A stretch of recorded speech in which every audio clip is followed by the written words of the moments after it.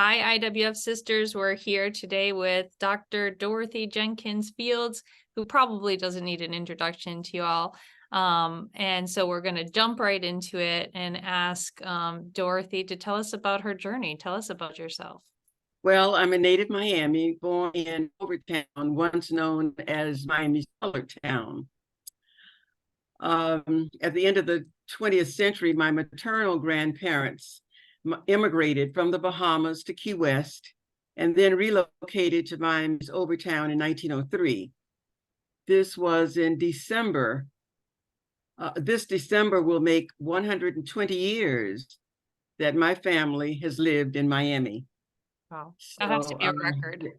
Absolutely. Yes, yes. So we are indeed pioneers. Miami pioneers. Will tell us, I know you were born in Overtown, and then you went to college at Spelman. Tell us what that was like and then coming back to Miami to work after. Yes, I enjoyed my time at Spelman. The first year was very hectic because it was 1960. We were preparing for the civil rights marches, and I got a chance to march with Dr. Martin Luther King. In fact, I was in his sister's remedial reading class. I failed the reading test at Spelman for freshmen. And so I was enrolled in Christine King Ferris's class. She just died a couple of months ago. And she told us right away that her brother and his wife and children would be coming to Atlanta, and they would need the help of the students in the Atlanta University Center to walk down to Rich's department store downtown Atlanta, where most of us had charge cards for purchasing things, but we weren't able as Blacks to try on clothes or to sit down to eat. So I was one of the students who volunteered in her class. She said she would allow us to wear dungarees on Saturday. For those of you who are your age, dungarees are jeans, denims, jeans. And at that time at Spelman, you had to get a letter from your mother every 2 weeks saying that you could go out of the front gate. And so she was going to write that letter for us. And this was before cell phones and anything. So your mother's letter had to be there in order for you to go out of the gate. So I was one of those students who volunteered for extra credit. We didn't know her brother, but to get extra credit and all of these other amenities, we thought it was a great thing. So we went to Rush Memorial Church, and I actually helped type the press releases, afraid every minute that I was going to get something wrong, because it would not only be embarrassing to Dr. King, who then was just a person trying to help start something. He didn't seem to know what he definitely didn't know what the end product was going to be. But it was a very interesting process. And so by spring, we started marching down to downtown Atlanta. And the Ku Klux Klan did a counter march on the same sidewalk. And sometimes they had bowling balls in their shopping bags, and they would swing the shopping bag to hit us in the stomach. And they would say that they were killing the next generation. It was a most frightening event. Dr. King would say, keep walking, and we did, in the snow, in the rain. We would get there about 9 or 10 in the morning. Students from all over the 5 campuses, as well as Emory, ITC, students started coming from all over the world. We would march all the way down and march back. And sometimes when we got back to campus, there would be a cross burning in front of the dormitories.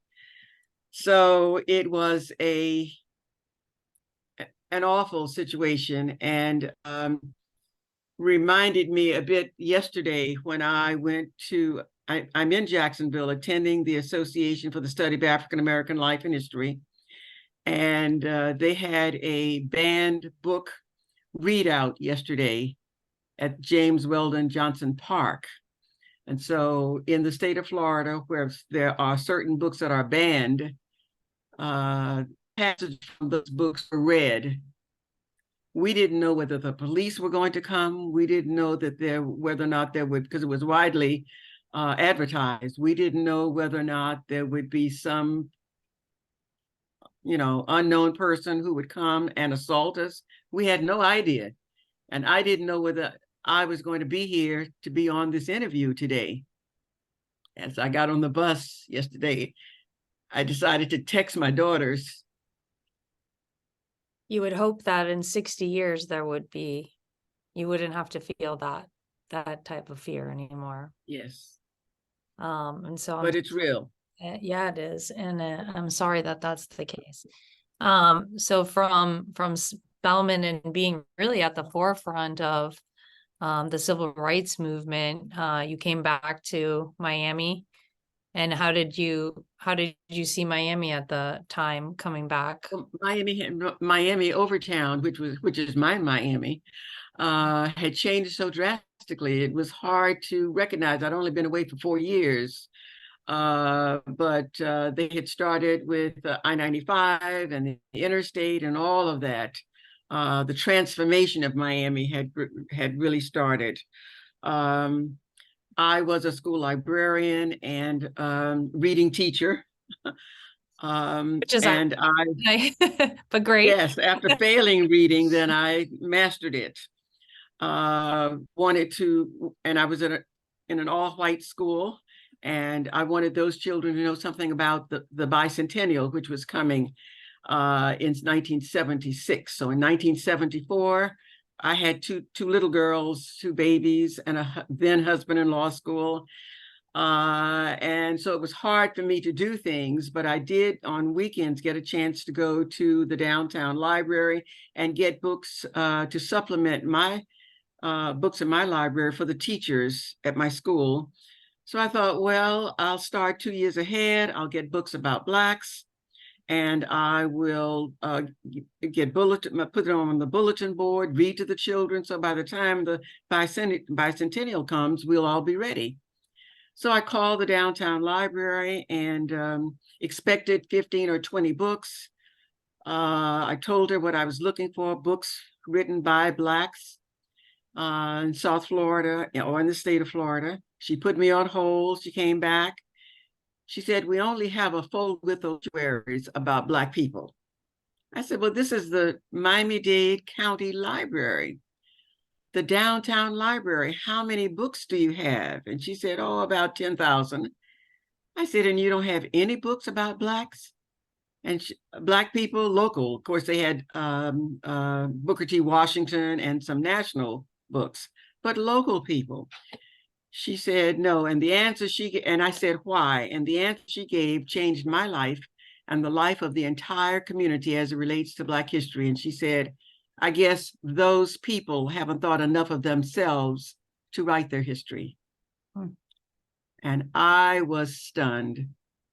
And once I composed myself, I continued to ask, and I could hear the frustration in her voice. And finally she said, well, why don't you call the Historical Museum of Southern Florida?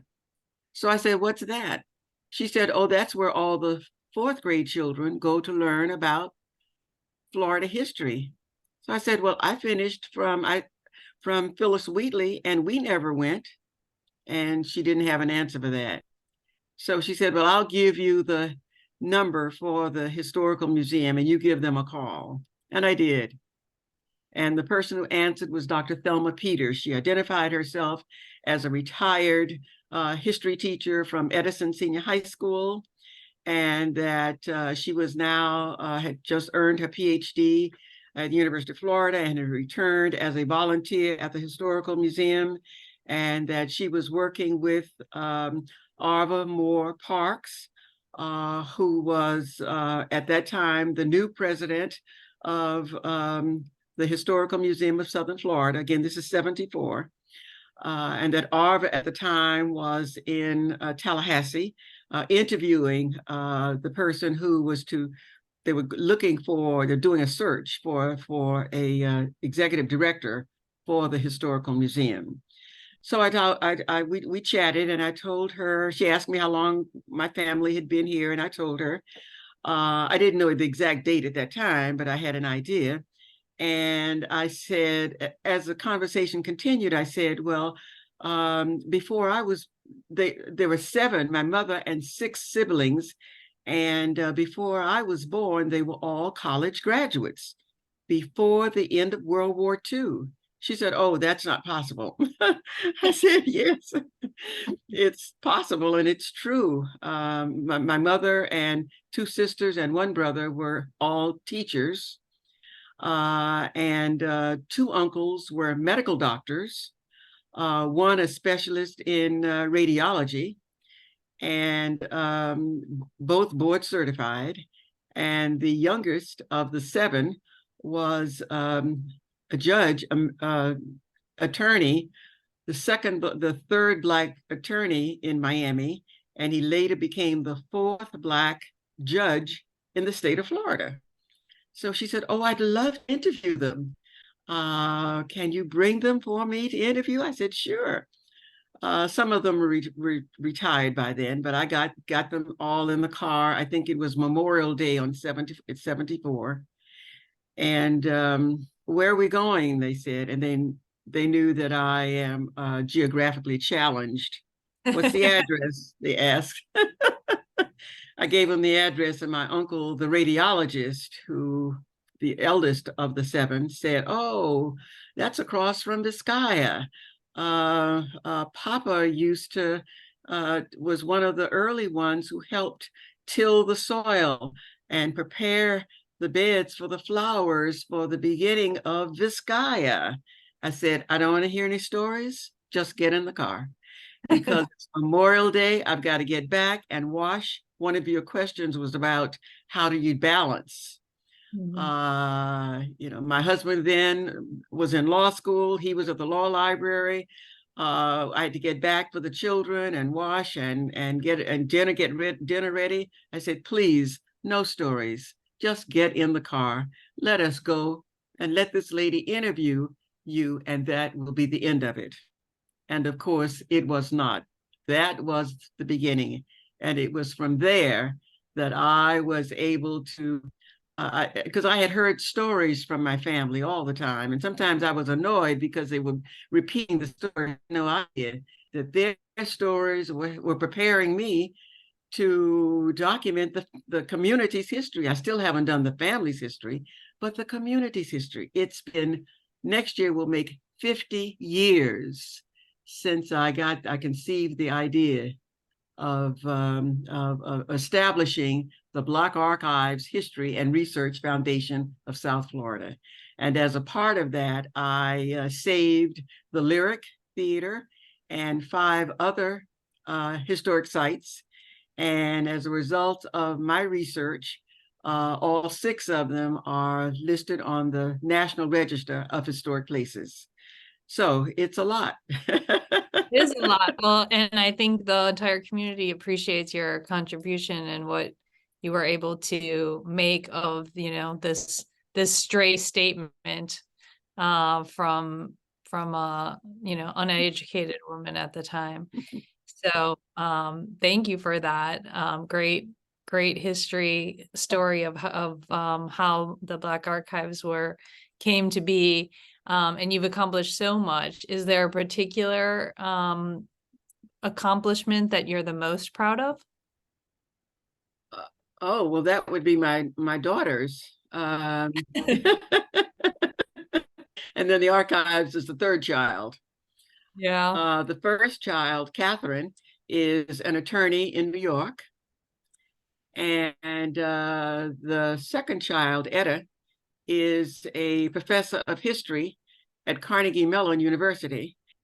And I'm one of the big reasons that I'm here in Jacksonville today is to support her. She is one of the presenters at the conference, and she spoke as a part on a panel with the National Park Service and talked about her work on Harriet Tubman and the Combahee Raid. And that book is being published, all 800 pages. Dear Lord. Yeah. With endnotes, almost 15 or 20 on each page. Sometimes she said up to 30, Mom, on the page or more. But her book is being published by Oxford University Press and will be coming out in February of 2024. And so we're all very proud of her work, as we are with Catherine. I call her the attorney. Well, congratulations to you and both of them. So are you working on anything outside of the Black Archives in the community? Yes, I started a business, Society Socials and Reunions. And with that, I am a consultant to families, really to help them and encourage them to write their own stories and tell their own stories and to get their stuff together, things that researchers might be interested in, as the story of the Black experience is told in Miami-Dade County and in South Florida, and for the 20th century and beyond. And so I do that. And I also have a business called DJF and Associates, where I am a consultant for exhibits and for books that people are writing. And it's a very exciting time. Great. So tell us, what do you like best about IWF? Oh, I'm glad you asked. Well, IWF is never boring. Let me start it with that.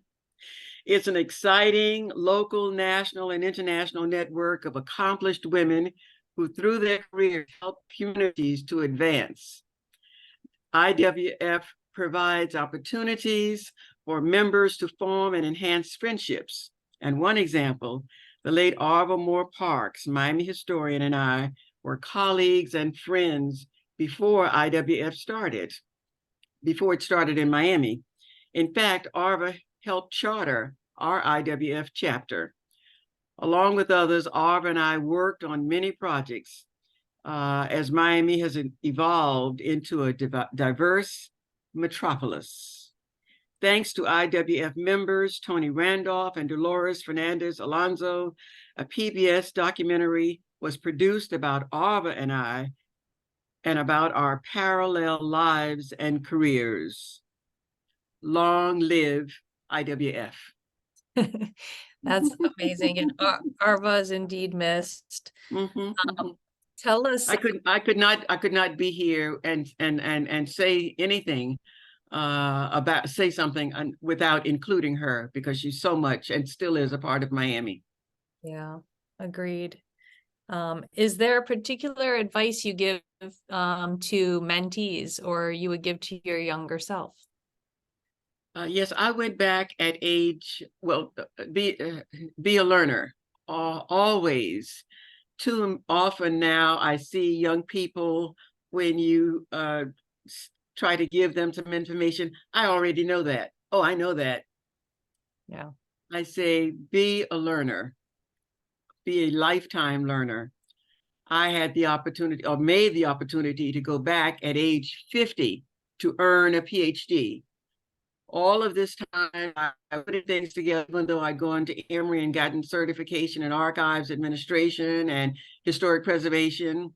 I still realized that I didn't know what I needed to know. I needed a theoretical framework in which to put all this information I was gathering.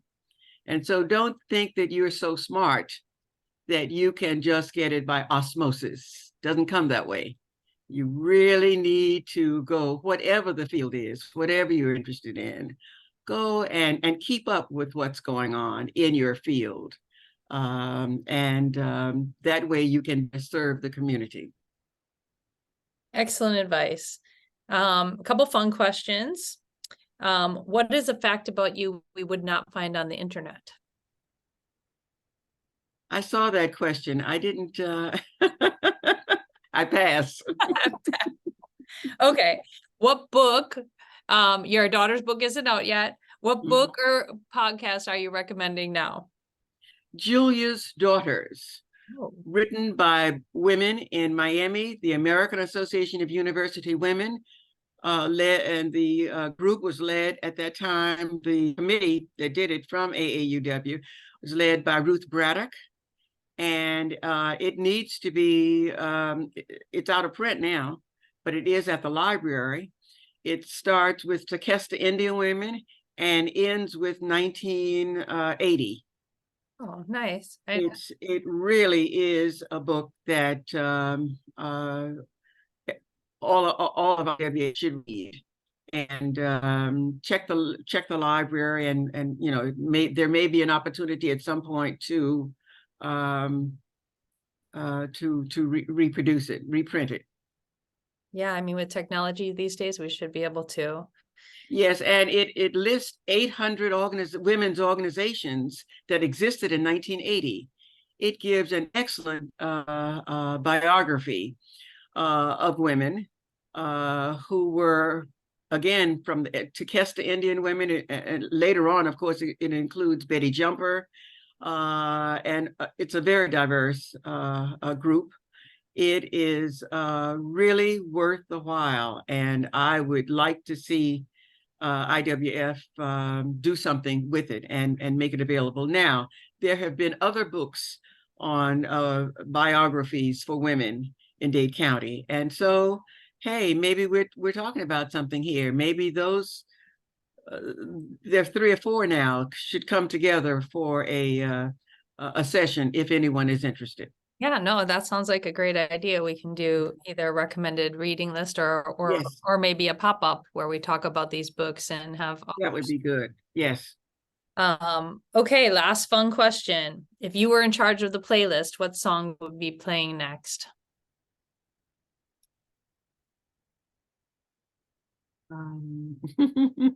I'll pass on that one. I'm not much of a music buff. Okay, then last parting words to your IWF sisters. Keep it going. IWF is never boring, and everyone's ideas and interest help to make it pop. So let's keep it going. Thank you. Thank you for doing this. Thank you for being here. My pleasure. Take care. Be safe. Bye.